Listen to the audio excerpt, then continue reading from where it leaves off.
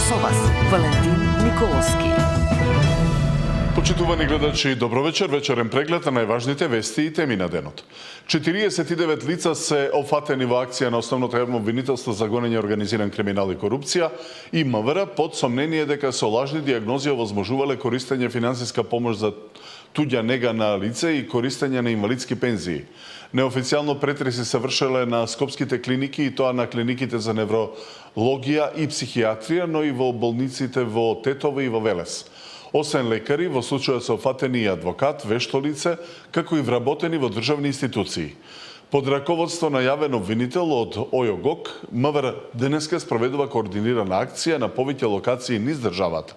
Станува збор за основано сомнение за сторени повеќе кривични дела со која е сторена штета на Фондот за здравство, информира од обвинителството. По оваа информација од Фондот за здравство реагираат дека тие немаат никаква штета и дека за инвалидските пензии надржан е Фондот за пензиско осигурување. Повеќе детали за случајот од обвинителството најавуваат за утре. 3,5 години затвор доби градоначалникот на Карпош Стефче Јакимовски за бесправно градење на општинската зграда. Ваква одлука донесе Скопскиот кривичен суд во повторената постапка која се развлече повеќе од 6 години. Јакимовски е осуден на 1 година затвор за бесправно градење и на уште 3 години за злоупотреба на службената положба. Судот му ги споил двете казни во една заедничка казна од 3,5 години. Според обвинението, Јакимовски почнал да ја гради општинската зграда на диво, а во 2016 за неа поднел и барање за легализација. Покрај него осуден е и уште еден вработен во општина Карпош. За разлика од Јакимовски, тој доби условна затворска казна. Судот пресуди новата зграда на општина Карпош, односно бараките 1 и 2, да преминат во сопственост на државата. Правен од гипс картон, според сите правилници и стандарди на Министерството на транспорт и врски современи објекти и за времен објект имаме одлука на совет, но немаме решение за поставување на времен објект и за времен објект не може да се гони кривично. За жал, обвинителство тука се послужи со фалсификат, кој го докажавме и со вештачење.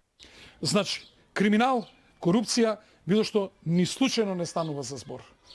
Значи, нема таква работа и ова е управна постапка, која е управна постапка во било која фаза вие може да ја прекинете и потоа да се изјасни второстепена владина комисија, управен суд или висши управен суд. И она што е најголем куриозитет од целата работа. Вкупно се 5 предмети легализирани. 4 се во моје време од истите службеници, но подпишани од мене на крај, а 5-тиот објект е легализиран повторно од истите службеници, но подпишан од господинот Стефан Богоев. Него предметот му е вратен назад. Љупчо Палевски тврди дека доказите за неговата вина за убиството на Вања и Панче се фалсификувани. Палевски тврди дека утрото кога е грабнувањето и убиството на Вања, спиел до 8:30, а околу 10 часот заминал во банка. Нелогично го смета обвинението дека заедно со обвинетите го ограбнале девојчето за да изнудат пари. Љупчо Палевски, откако негираше вина за убиствата на Вања и Панче, денеска во својот исказ тврди дека е обвинет со фалсификувани докази. Снимките од домот на Велибор Манев, за кои обвинителството тврди дека се гледа подготовката за киднапирање на велешкиот пензионер, според Палевски биле монтирани, а се манипулирало и со времето кое се гледа на нив. За убиството на Панче прстот го впери кон Велибор, бидејќи во домот на убиениот велешанец постоеле документи кои откриле дека цели 10 години траеле нивните недоразбирања. Палевски го спореше исказот и на Владко Кешишев, заради разлики во неговата изјава и презентираните снимки. Манев и Кешишев претходно во своите искази рекоа дека Палевски ги застрелал Вања и Панче. Обвинет кој го потврдува самото видео дека е точно од обвинителството, а од друга страна вика дека не бил на камерите како што се гледа кај Велибор Манев дома, туку бил на паркингот. Тие се од прилика работите што сакаме со оваа денешни неколку прашања одговорени на страна на Палевски да ги докажеме дека не се точни изјавите или не е точно она што го презентира обвинителство. Палевски тврди дека утрото кога е грабнувањето и убиството на Вања спиел, а околу 10 часот заминал во банка. За него нелогично е дека заедно со обвинетите го грабнале девојчето за да изнудат пари. Доколку е уцена заради користолюбие, просечен криминален ум, доколку е во релација со таткото на оштетеното дете, кој веќе го поседува на своје име најскапиот имот на семејството, а децата се малолетни и тој е старател, криминалниот ум би ја убил Зорица Ѓорчевска, а не Вања Ѓорчевска, затоа што целокупниот имот на тоа семејство, заедно со депозитот од 30.000 евра во банка и новото возило, ќе предат во владение и 50% собственост на законскиот старател Александар. Киднапирањето и убиството на Вања според Палевски ќе останат мистерија заради лошо водење на истрагата. Пиштолот каде е, не знам, треба за тоа да даде одговор обвинителството и Мовара. Јас како бранител и одбрана и Љупчо Палевски цело време бараме да биде вештачена чаурата, со која чаура би се утврдило дали е пукано од тој пиштол што е спомнат на Велибор, на Боре Видевски, или од некој друг пиштол, или од Црн Пазар. Палевски со својот исказ ќе продолжи во понеделник, кога ќе одговара на прашање од јавното обвинителство и другите обвинети за убиствата на Вања и Панче.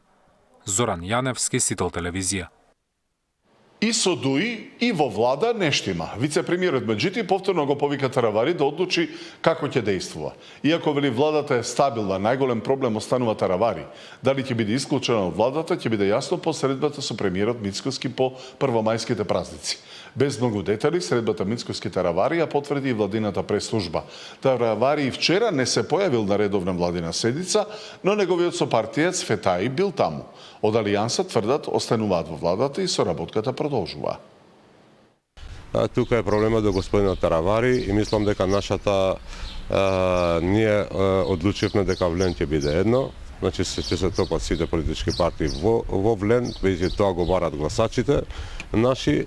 Второ, одлучивме дека и соработка со ДУИ и внатре во влен не е можна. И мислам дека и соработка со ДУИ и дел од владата, мислам дека нешто има не оди. Треба да се определи, значи легитимно има право да се работува со ДУИ, но во тој момент значи треба и тоа да го објави, да не се срами и да премине во тој табор. Ne kemi thënë disa prej nesh, e them edhe unë, bashkëpunimi vazhdon në kuadër të qeverisë, iq më larg se dje kishim seancë qeverie ku nuk u ngrit as edhe një shqetësim, pra vazhdojmë të bëjmë punën tonë, sikur nuk ka ndodhur asgjë. Tu do ketë konsultime, besoj që nuk ka hapësirë për lëvizje të njëanshme, nga cilat do palë qoftë, dhe se duhet të mendohet në drejtim të stabilitetit të kësaj qeverie. Alianca për shqiptarët me 5 deputetët e saj është kyçe për ruajtjen e stabilitetit. А што ќе се случи со учеството на Алијанса за албанците во владата, доколку премиерот Мицкоски им постави услов дека не може и влада и соработка со ДУИ? Каде се движи крилото на Таравари? Поблиску до излез од владата или смирување на состојбата во вреди и што сметаат аналитичарите? Во живо ја прашувам Тамара Дичовска. Тешко е да се предвиди на која страна ќе се движи Арбен Таравари, дали е тоа поблиску до соработка со ДУИ на локалните избори или пак до затоплување на односите со коалиционите партнери Вреди, но сепак, според аналитичарите, неговото отстранување од коалицијата Вреди значи инстант владина криза, односно дека ниту коалиционите партнери од Вреди, ниту пак од ВМРО-ДПМН ќе сака Таравари да остане во владата, доколку тој соработува со Демократската унија за интеграција. Од Алијанса за албанците пак смета дека доколку премиерот Мицкоски одлучи дека тие веќе не треба да бидат дел од владиното мнозинство, дека тие веднаш и без размислување ќе ја напуштат владата. Дека имаат комуникација со ДУИ потврдуваат, а и не исклучуваат можноста за соработка со оваа партија на локалните избори. За ставовите на Алијанса за албанците, но и ставовите на аналитичарите околу оваа нова политичка ситуација гледаме во продолжение.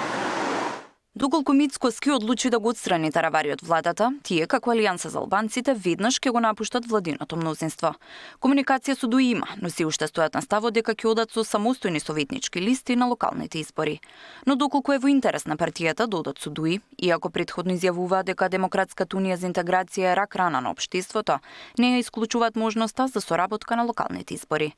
Потего доаѓа откако на коалиционите партнери од Вреди им понудиле да направат анкети за кого да кандидираат во општините, да бидат одбрани најсилните кандидати, но тие одбиле. Сметаат дека во коалицијата Вреди, Алијанса за албанците е најсилната партија. По секоја цена нема да останат во владата.